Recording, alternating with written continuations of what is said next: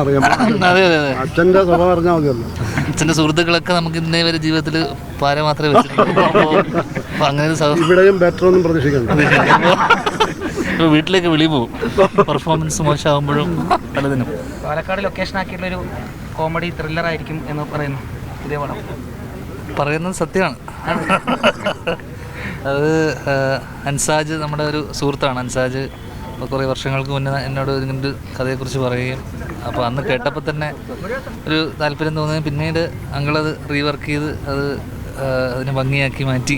പിന്നെ എനിക്ക് തോന്നുന്നു അത് കഴിഞ്ഞ് കുറച്ച് കാലങ്ങൾക്ക് ശേഷമാണ് കാണുന്നത്. എനിക്ക് തോന്നുന്നു കുറേ വർഷങ്ങൾക്ക് ശേഷമാണ് അങ്ങളിനെ ചെറുപ്പത്തിൽ കണ്ടതാണ്. അപ്പോൾ അച്ഛൻ്റെ സുഹൃത്താണ്. അപ്പോൾ അച്ഛൻ്റെ സുഹൃത്തുക്കളുമായിട്ടുള്ള ബന്ധം നമ്മൾ അധികം പുലർത്താറില്ല.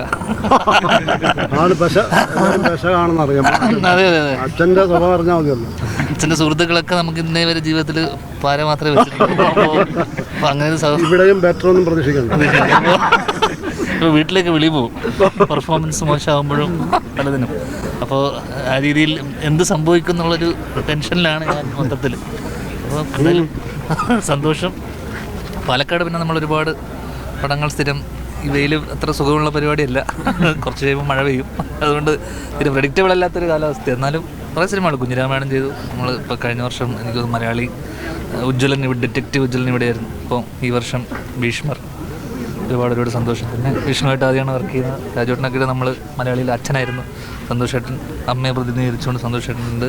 ഫെഫ്കേനെ പ്രതിനിധീകരിച്ചുകൊണ്ട് എല്ലാ സംഘടനയും നിന്ന് അഖിലേട്ടൻ. അപ്പം എല്ലാവരും ഉണ്ട്. അപ്പം എല്ലാവരും പരിചയക്കാരാണ്. ഒരുപാട് സന്തോഷം. പറയൂ. അടുത്ത എനിക്ക് പറയാനുള്ളതൊക്കെ ധ്യാൻ പറഞ്ഞു. ഇനി എന്തെങ്കിലും ഉണ്ട് പിന്നീട് പറയുന്നതായിരിക്കും നല്ലത്. നമുക്കപ്പോൾ പൂർണ്ണ ആരോഗ്യമായി തിരിച്ചെത്തി. അതെ അതെ. അത് ആഘോഷിക്കുകയല്ല എല്ലാവരും. ഒരുപാട് സന്തോഷം. മറ്റൊന്നിപ്പോൾ അമ്മയിൽ പുതിയ ഭാരവാഹികളൊക്കെ വന്നു. എല്ലാം എന്നോടാണ്. ഇത് അമ്മയുടെ റെപ്രസെന്റ് ചെയ്ത ആളുണ്ട്. നമുക്ക് ഈ സിനിമയെ കുറിച്ച് സംസാരിക്കാം. അതാണ് നല്ലത്. അതാണ് ശരിയൊന്നുമല്ല. നമുക്ക് എന്തിനാണ് ഓരോ വിവാദങ്ങൾ അവരെന്തെങ്കിലും പറയും. പിന്നെ നാളെ അല്ലല്ല അതിൻ്റെ അല്ല. നമ്മളൊക്കെ ഇപ്പോൾ തൽക്കാലം ഈ ഭീഷ്മർ എന്ന് പറയുന്ന സിനിമയ്ക്ക് വേണ്ടി മാത്രം നമ്മൾ സംഘടിപ്പിച്ച ഒരു ചടങ്ങാണ്. ദയവ് ചെയ്ത് അതിനെക്കുറിച്ച് മാത്രം ചോദിക്കും.